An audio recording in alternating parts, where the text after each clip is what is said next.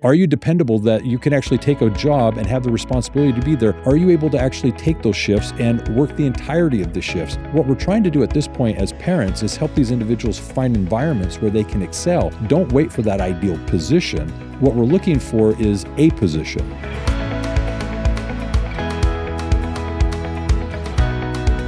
Hey everyone, thank you for joining me for this podcast today. I'm Dr. Tim Thane, and I'm really excited because we're going to dive into something I think every parent who has a teen in treatment and every treatment program, as they think about the students in their program, cares about, and that is how to help the teens succeed after they get home again. And along with that transition, there's often a great need for them to kind of get into life and independence. And among the things they need to learn and do is find a job, keep a job, and to be able to develop the skills that employers really want. And so along with that, obviously comes a feeling of structure in their life and ultimately confidence.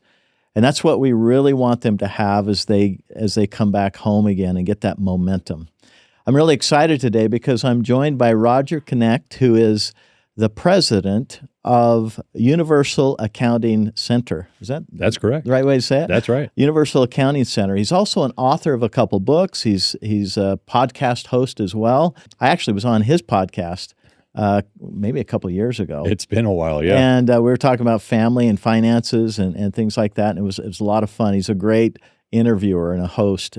So he's returning the favor to me, joining me on my podcast today. So Roger, thank you for coming. My pleasure. Thank you for the opportunity. It's great. You betcha. So as I introduce that topic, and you think about those teenagers that have struggled in their life a little bit, all of us have, for example, but in their case, it got to a point where there needed to be an intervention. Yes. Where they needed to go to a highly structured setting where they could kind of reset, kind of get the wheels rolling again, and many of them have made a lot of progress, but it's within the confines of that structure. Yes. And a lot of support.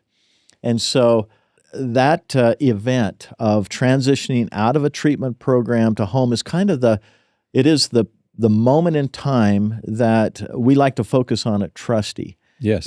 We want to provide treatment programs and parents, the clarity around that plan, the structure around the plan, and the support ultimately to get that traction to happen in a much more challenging world now without all the support. So yes, as we throw all of that out in terms of the context of financial literacy, job finding, kind of their first job, what comes to mind for you? Wow, there's a number of things that come to mind. And first of all, I want to kind of temper this with the fact that every situation is going to be unique. Yeah. And at the same time, they're clearly going through some counseling and such that address their specific needs. But I think every parent is ideally hoping to find a time that they can see their children becoming independent. Yeah. And one of the things that we're struggling with is partially letting go, but at the same time, we're kind of pushing them away, right? There's the analogy of the eagle pushing its babies out of the nest to let them fly. And I think that's what we're trying to do here. So as we look at it from the standpoint of employment, one of the things that I think we first of all have to recognize is where can this individual experience success and thrive? We want this to be a positive experience. We want this to be something that encourages them to kind of get out into the world and contribute to society and become somebody that is contributing to society independently and not a burden on society. So how do we make that transition? The first thing I think we have to recognize is what type of position or job is one where that individual can excel. And I'm going to put it into one of two categories. First is those individuals who thrive working independently. They just love those opportunities where they can just do the job, take care of tasks. They perhaps are ones that like to check things off, and that's their sense of accomplishment. I'm getting things done. There are others, however, that thrive in more of a team environment where they actually like to collaborate, work with individuals, and in that kind of have that success as a team kind of experience. And what we're trying to do is, first and foremost, find out where are they going to succeed in work. Now, when you're first as a teenager, perhaps getting employment, you may not know the answer to this question yet, but something that might help you identify where they might be successful is consider perhaps in their social experiences or in their school interactions, where do they do better? In school, are they doing great on team projects, or are they typically ones that like to get jobs or, homework done individually? I know some of my children did not enjoy team exercises. They found that the other kids floundered. They picked up the slack. They did the project. They submitted it because they knew their grade was on the line. Well, if that individual thrives in that team environment, we want to find employment that might mirror that. If they're an individual who, however, thrives on doing things independently, I like to be in control of my situation. I like to be the one responsible for what's happening. We want to, again, in employment, find an opportunity for them to excel in that. And I experienced this with my two daughters and my son. They had different jobs, and what they enjoyed doing was very telling of their personalities. And after having a few opportunities of different positions, fast food and working in a craft store and so forth, they really started to come home with stories that shared, okay, clearly this isn't a place where you're going to be happiest. My son is a great example. He was someone who really enjoyed working with people. He had a job where he didn't have any customer interactions. It was task-oriented. He just went through the motions of doing specific exercises, and he didn't find it fulfilling. Yes, he could say he did things, but at the end of the day, he needed that human interaction. And so he's now in a position from a career point of view where he does interact with people. He does talk to people, and that kind of fills his bucket. So I know it's a lengthy answer, but I think first and foremost, we have to be intentional about where we're going to be pushing or encouraging our youth to work, because we're trying to help them find out where they might be successful, not only 20 years from now, but just 6 months from now. Are they in a fulfilling job where they're not just getting paid, but doing something that they can take pride in? How's that for an answer? I like that a lot, Roger. There's a part of me though going, okay, it's a tough job market, first of all. Yeah. It's kind of hard to find yes. your perfect job, right? Yes. That's one. And then the other thought I have is that, kind of a job is better than no job. Oh, I would agree with that. If they can't find that job where they really fit, like that's my ideal job. And I have to say, there are a lot of teens I've seen, not just in treatment, but in general, their ideal, what they want a lot of times is sometimes very unrealistic. They'd like paid more than they can probably get paid. They'd like to do something fun when maybe the job they can get is not necessarily fun. Yep. I noticed a trend. I don't know if it's still happening, but 2 or 3 years ago, there really felt like there was a trend when I go visit treatment programs and meet some of the students and all of that. There were a lot of artists out there. There were a lot of, really gifted musicians. Oh, yeah. And artists, people who, that's kind of where they went. But we hear this thing about the starving artist, right? And with all those kids, all of them want to be a guitarist in a band, you know? What would you say for them? Now, it would be ideal because they'd have a passion. They've got a talent behind it. But if they're waiting for that job, when they first get out of a treatment program and come home, it may be a long time before they actually have a job. I'm grateful that you brought this up, because I think this is a reality check for both the parents and the youth. First and foremost, I don't think we're talking about the ideal job yet. This individual that is that creative individual, let's say it's an artist and a guitarist, as you mentioned, they might in 20 years be very successful at that, maybe 5 years from now. But let's look at all the people who have been successful artists as musicians and such. How many of them can say that in their careers they bussed tables, they did dishes, they did telemarketing jobs? Nearly all of them can say that in my teens and 20s, this is what I was doing to rub 2 pennies together. So we've got to basically say, look, this isn't about, at this point in your life, how much money you're making. That isn't the question. We're trying to get you into the workforce and give you skills to be successful. And there are a number of skills that I don't care what job it is, you're going to develop, which is, do you show up on time? Are you dependable that you can actually take a job and have the responsibility to be there every Monday, Tuesday, Wednesday? Are you able to actually take those shifts and work the entirety of the shifts, not be someone who slacks off and looks for breaks? You're looking for that work ethic. I don't care what it is, and I don't care what they're being paid. What we're trying to do at this point as parents is help these individuals find environments where they can excel, not because this is their 30-year career, but they're learning how to interact with customers. They're learning how to interact with management. They're figuring out what it is that they need to do to be disciplined. That's what we're trying to develop right now. If I could say anything, I would definitely say, yes, don't wait for that ideal position. What we're looking for is ideally a position. Yeah, just movement. Yes. Yeah, just jump in, get started.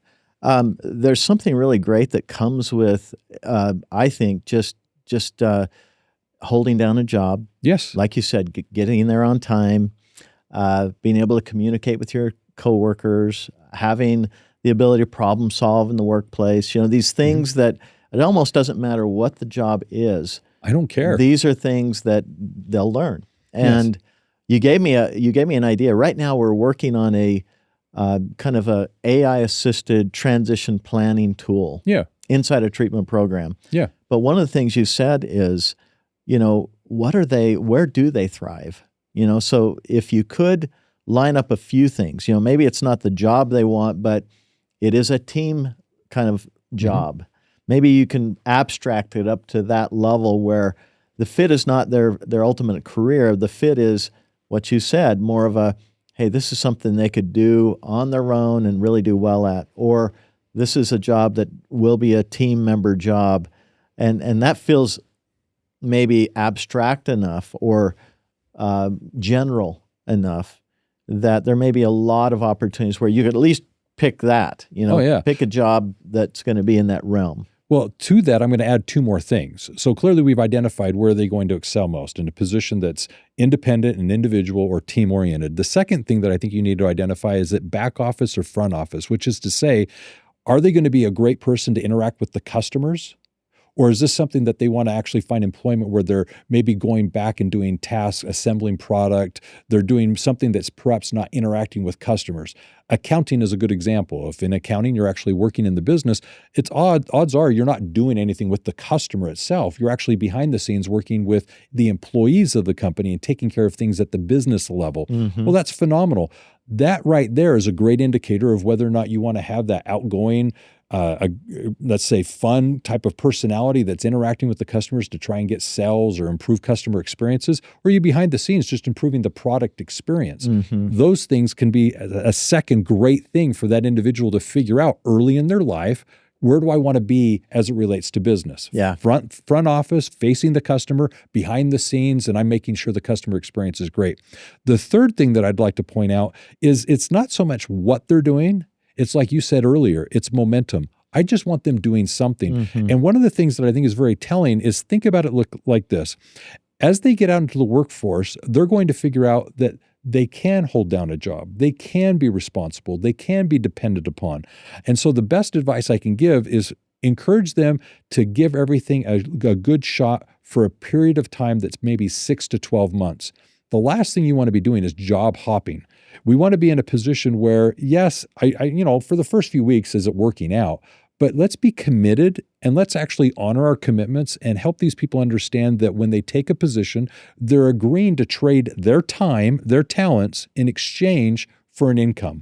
Those are the two things they're bringing to the table, time and talent. And hopefully through the experience, they're going to increase their skills, their talent, so that they can go to another position later on with more skills and the time to be paid more fairly. So that's the equation here. If we can just understand and help them realize what's going on in this exchange as it relates to employment, we're setting them up for success. What we want on the resume isn't so much a specific job. It's the fact that they took a job and held it for a period of time that if I were a new employer considering them for employment, I'm going to give them a position and I can trust they'll stick around. Yeah. I think people hiring, I know for me, I don't look at the job. I look at what skills they needed for that job and what they might have developed in that job, right?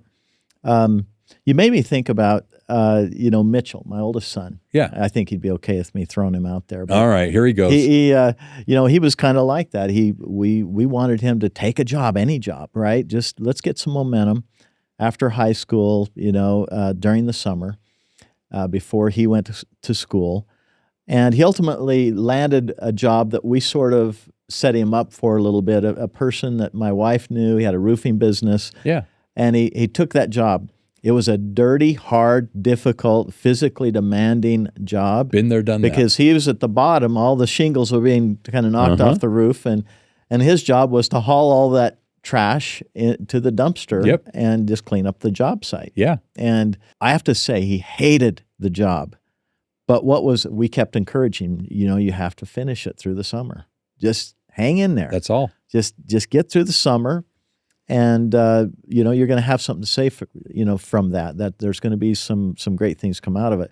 And I will tell you, I can't tell you how many times he has referenced that job, because part of his identity now is that I can do really hard things. Yes. And people see me as someone who can do hard things. And he ended up doing some difficult, dirty jobs on his mission in terms of service he was giving. But he's got a lot of pride in that now. Mm-hmm. Same thing with milking the cows at the house. We had our kids milk cows during their high school years. Yeah. We live in the city, but we had enough room for a cow. And boy, if you have a milk cow, what that means is you've got a responsibility twice a day. Twice a day. 365 days a year. That's right. Including on Christmas Day. And my kids like to say that they were kind of hoping Dad's going to milk the cow on Christmas. That's going to be his gift to me. And I think I did from time to time, but there are also times I didn't. Yeah. And they're like, what? Come on, but now guess what? There's a ton of pride. Yes. There's a ton of pride in that. I have to say, if you interviewed my 5 kids, they'd say, what is one of the top values that comes to your mind that your dad tried to teach you?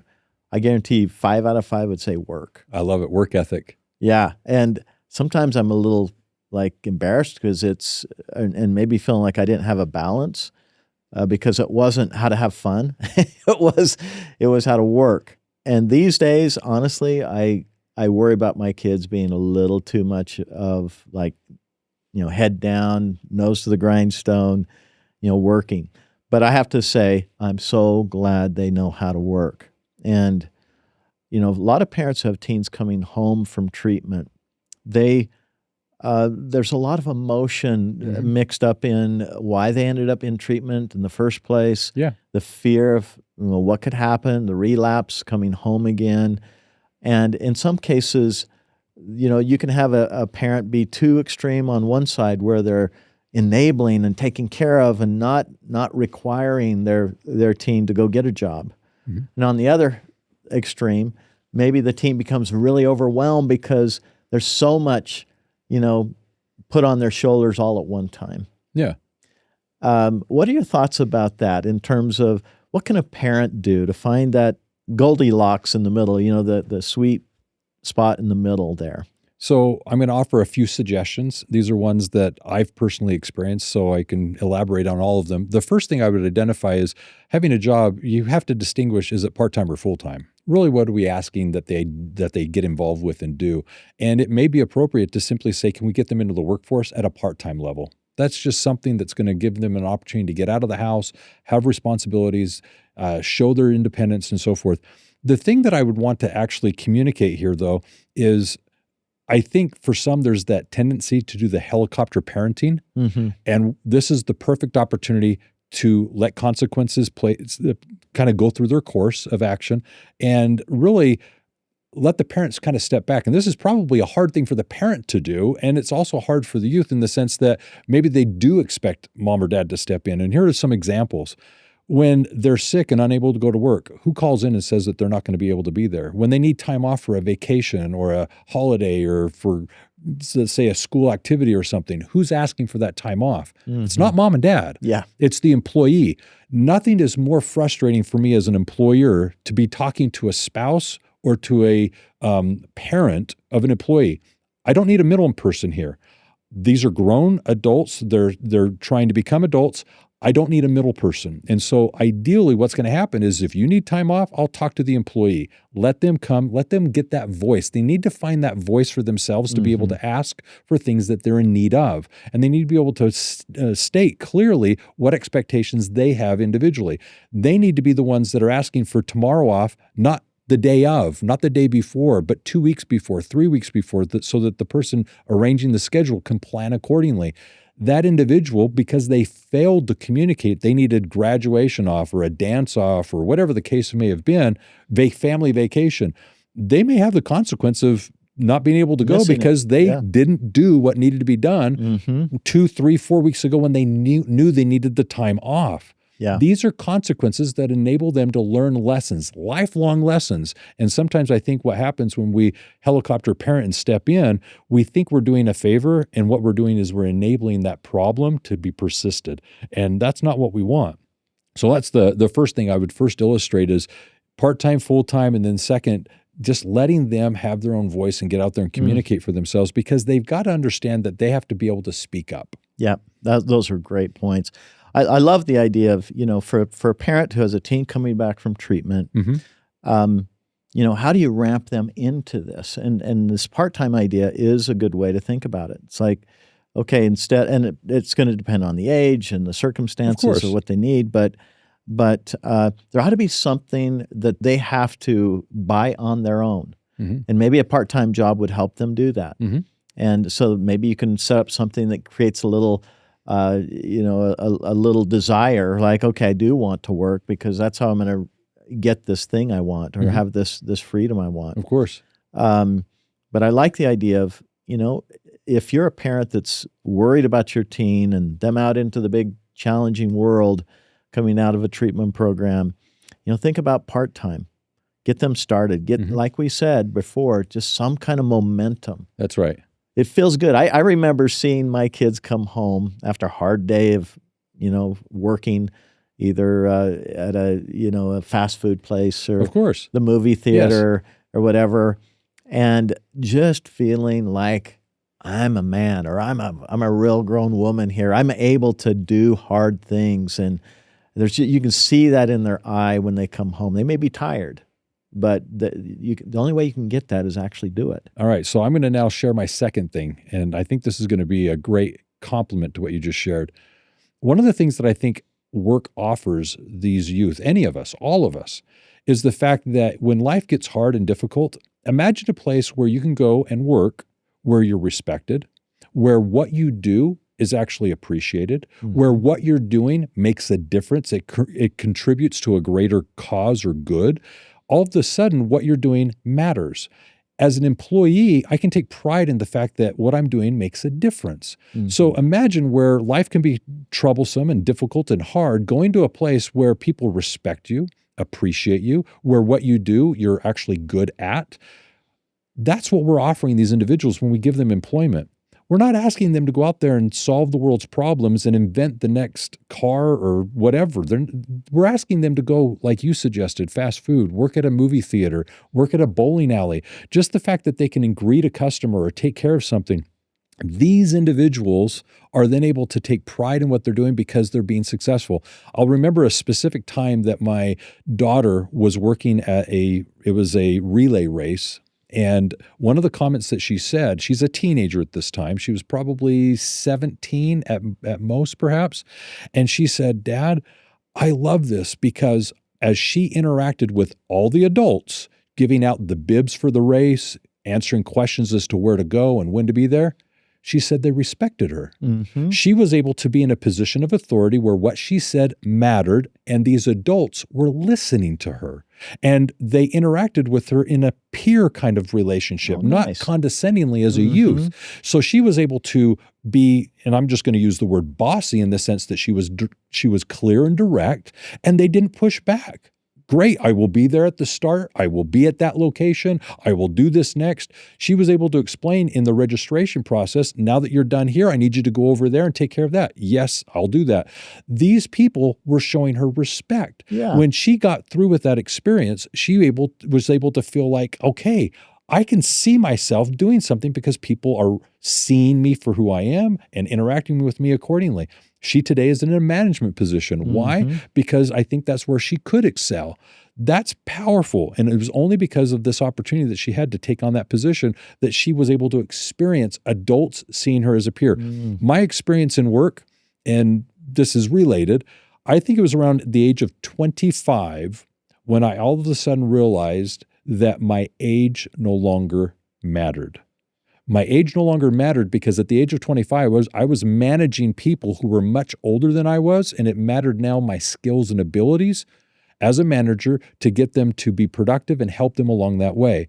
No longer did it matter how old they were. And I've seen that time and again. I've seen individuals who are in their 20s working with and managing people that are in their 30s, 40s, 50s, 60s. At that point, it's no longer who you are, it's what you're doing and how well you can do it. And what we want to do is raise individuals who can step into those roles sooner rather than later. Clinical directors and therapists, a quick note for you. If your clinical team wants a clear, more structured way to create transition plans that take less time, we've got something for you. Go to Trustyy.com, that's Trustyy with 2 Y's.com, and try out our transition planner. It's free of charge, and in the end, I think you're going to find that the transition plan is owned more by the team and more actionable because it's followed up by the Trustyy app. I love it. You know, I want to kind of wrap up with giving the parents some practical kind of ideas about how to set their teen who's coming home from treatment up for success around getting the job and keeping the job. Kind of the top 5 or 6 things that you can think of. You know, one thing in my mind, the transition plan itself, I would ask the teen, for example, to determine on their mind, you know, at least from their perspective, what should your requirement be for you coming home around a job, getting a job? Yeah. You know, and see what they think. They might surprise the parent and say, yeah, I want a job, you know, or I want a job because I now have this vision of myself of being able to have a certain thing that I know I can't get unless I get a job. So in the transition planning, I would say make sure that that is in the plan. You know, getting a job so that they can have these experiences. You know, when you're describing your daughter in that position of giving instructions to adults and the adults following that, I don't think I've ever thought about that before. But that is a very powerful thing. Oh, very much so. And you know, the parent's obviously going to take their child, their unique situation into account when they think about this plan. But what is the very next step that's going to stretch them a little bit, but they can do it, they can accomplish it. And then what's the step after that look like? And so with those thoughts, what's some advice you'd give to parents in the transition planning from highly structured situation to where they need to start getting that momentum in the real world? Yeah, what you're doing is you're going from this big picture down to the how do we put this into practical application. So let's kind of revisit this. Hopefully in the parenting, if you haven't figured it out yet, somewhere along the line, you're hopefully communicating to the young person that they need to be a contributing member to society. They need to be doing something that is involved in the community. Getting employment is expected. So setting the expectation this is as a step. It's basically saying you've gotten to the point now where we need to now understand that this is the next step in your adulting, okay? Yes. Now, that adulting can be intimidating on so many levels, financial responsibilities and so forth. So we're going to gradually move you into this. The part-time transition I thought that we discussed was helpful. But with that understanding, we want them to now have a job that they can be successful at. And we talked about, obviously, whether they would thrive in a team environment or working independently, whether they were customer-facing or be at back office. Okay, all those things are wonderful. But let's put it to practical application now. I think it's realistic to set for that youth, that person's expectations, what they'll experience in the interviewing process. And in doing so, we're not putting them in this awkward situation. So you have to remember, as a parent, you're not going to go to the interview with them. You're maybe taking them there, maybe you're dropping them off, but you're not sitting down across from the management's desk and answering the questions they're going to be asked of this individual to figure out if they're going to be offered the position. So let's set them up for success. And one of the things that I think is very important is they may not have a resume right now, so there may not be this work history, but at least we can give them interviewing insights as to you're going to be asked a few typical questions and prepare them for this and help them understand the value of eye contact, the value of sitting up straight, the value of hygiene. Just let's brush our teeth before we go and take a shower and comb our hair.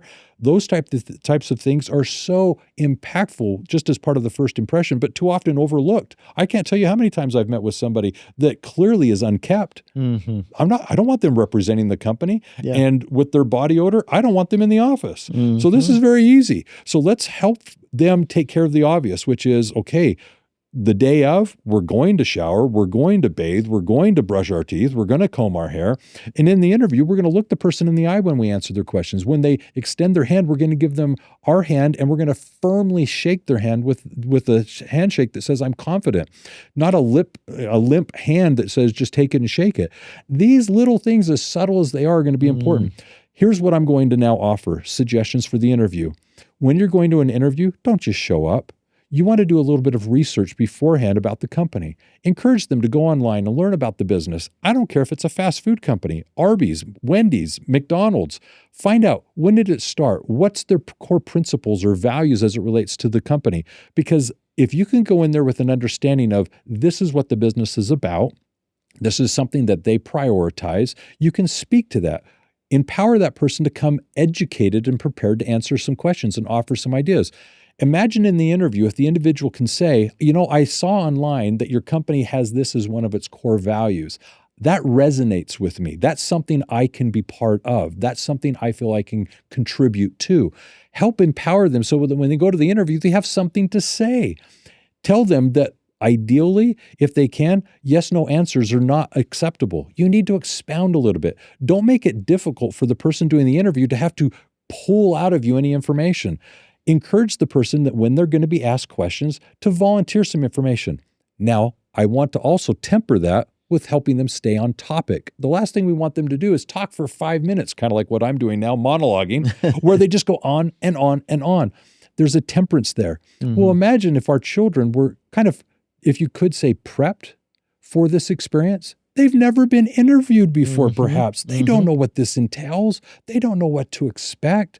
They don't know because we haven't trained or educated them about this. And I think as a parent, if you could just familiarize them with the experience, it won't be so scary now. Yes. So that's one of the things that I think I would start with. After encouraging them to do a little bit of research about the company and perhaps the position, reading over the job description before going into the interview, here's what's going to be expected. Here's what I'm applying to do. I'm not just showing up there and going, I'd like a job, put me to work. I am applying for this specific position. So we mentioned fast food earlier. It says here I'd have to work the front counter. It says that I'm going to have to interact with customers. I would like that. I'd like to actually work the cash register. I'd like to take the orders. That person sitting across from you, considering you for the position, is going to go, okay, clearly they understand what the job is, what the role is that they're applying to do. I can trust that if I offer them the position and they accept, they know what they've accepted to do because they read that job description before showing up and they mentioned it or spoke of it during the interview. This is powerful. I can't tell you how many interviews they're just sitting there going, I hope you can hire me to put me to work. No, I have a job description and I want to know, can you do this? Yes. Or are you at least agreeing to do this? The last thing I just mentioned, and perhaps this is a transition for us, is once the interview is done, it's not over. How do you actually not only have a successful interview, but then leave? So if I may, could I give some suggestions as to the interview? Yes, that'd be great. These suggestions I've seen numerous times change the playing field for the interviewee. Imagine if I showed up to an interview with you, Tim, and in the interview, once we're said and done, you asked, are there any other questions? And I said, yes. Would you mind showing me where it is I will be working and with whom I may be working? Could you take me on a tour? Because ideally what may have happened is I arrived at the interview, the time was such that I filled out an application. The person took that application and took me back to their office, sat me down and asked me questions. They didn't take me on a tour. They didn't show me anywhere. What I'm asking is, do you have a few minutes? I'd like to see where it is I'm going to be working, and I'd like to see with whom I may be working. I might be the only individual that's interviewed who actually bothered to show an interest in and was taken on a tour of the position.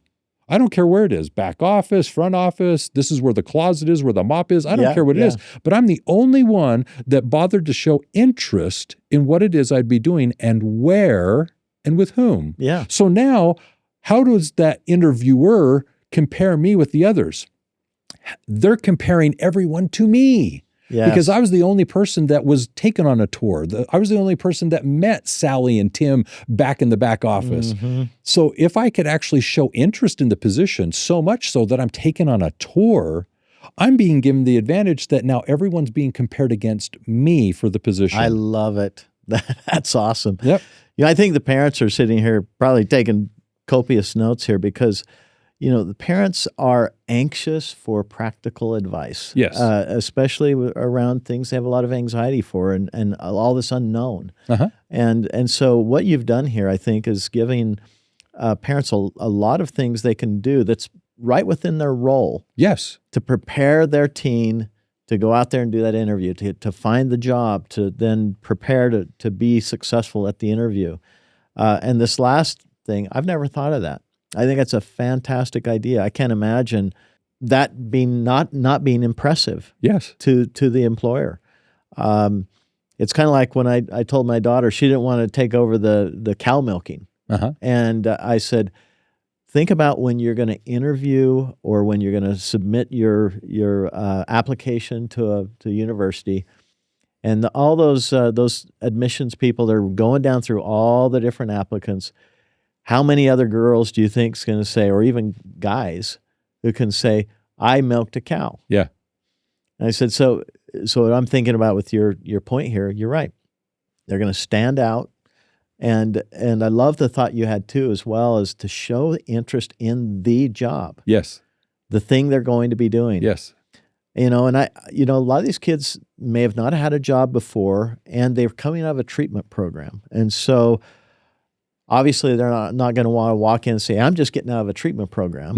And Perhaps not. I would like a job, But what they need to do, in my mind, is they need to look at the growth they had during treatment. Yes. The different situations and experiences and the people they met and the kind of the jobs they did in treatment, because there was a lot of work being done in some format, whether it's be the educational component of treatment, team building kinds of things they did, probably some responsibility where they became a leader in the treatment setting.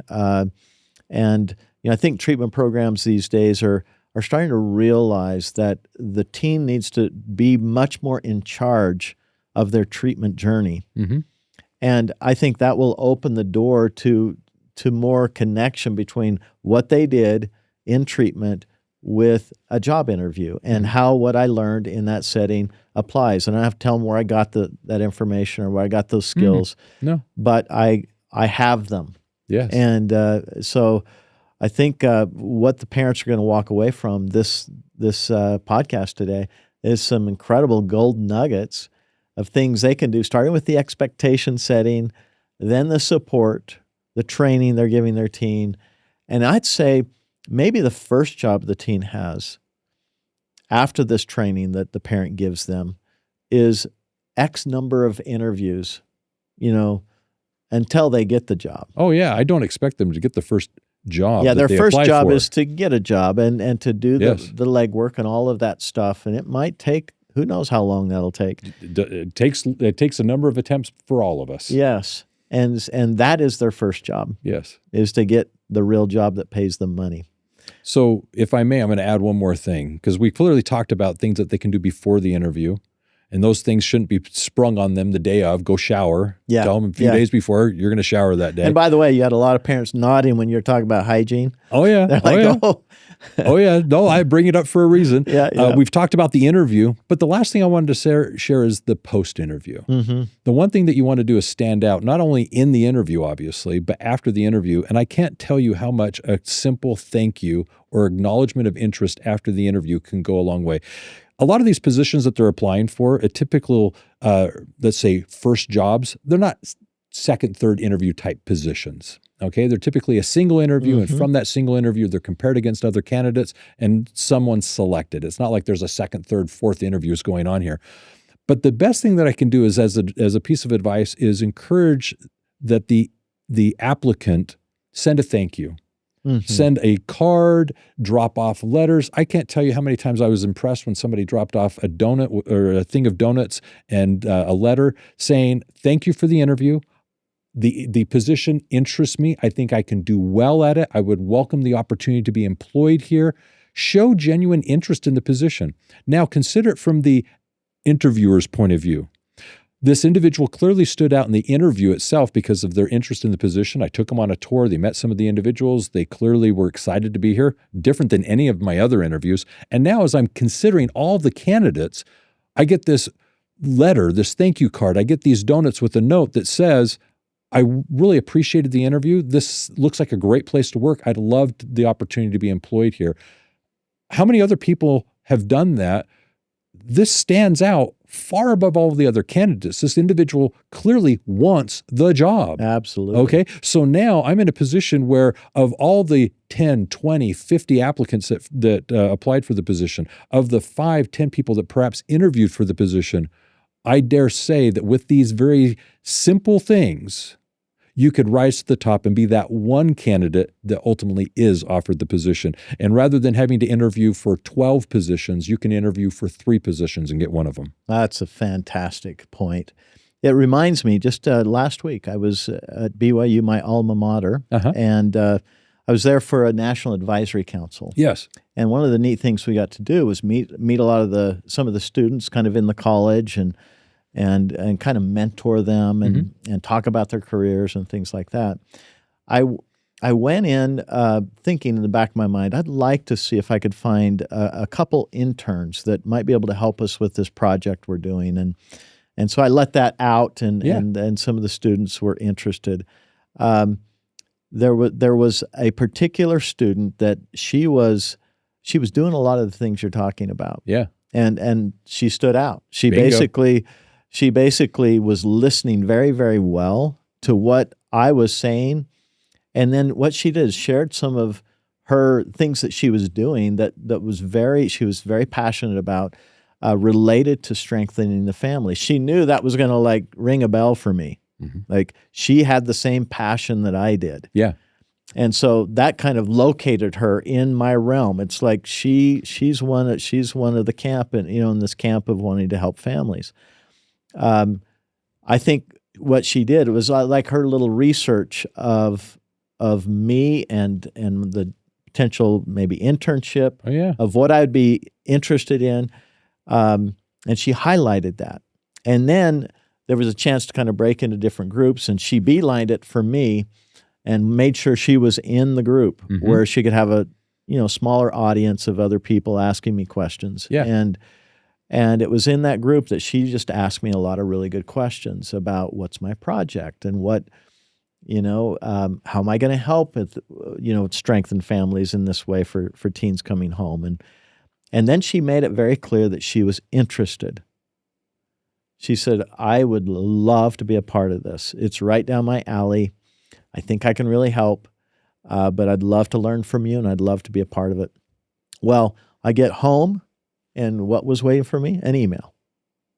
And it was a reinstatement. Restated the fact that she was interested, that she'd like to set up an appointment to talk specifically about what a internship would look like, and if she could just learn more details. So she was kind of pushing it because I didn't have an official job yet. Yeah. I created one after talking to her. Of course you did. Because she's going to be phenomenal. Yep. I have no doubt about it. It's interesting how much interest and persistence can pay off. Yeah. So we had our meeting, our Zoom meeting. It was wonderful. And again, a follow-up email afterwards. And she wanted to have her next time to talk. Yeah, and next steps. It was fantastic.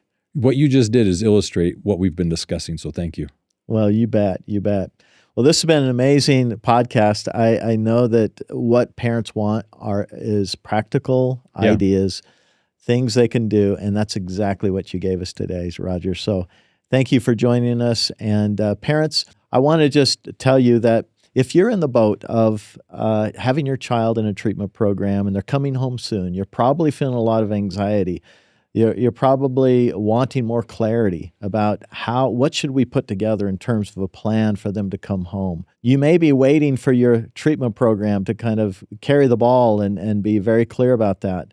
I would say go ahead and be proactive and kick that off yourself. If you go to Trustyy.com, and that's Trustyy with 2 Ys.com, you'll see that we have a free transition planner where you can hop on and begin that transition process.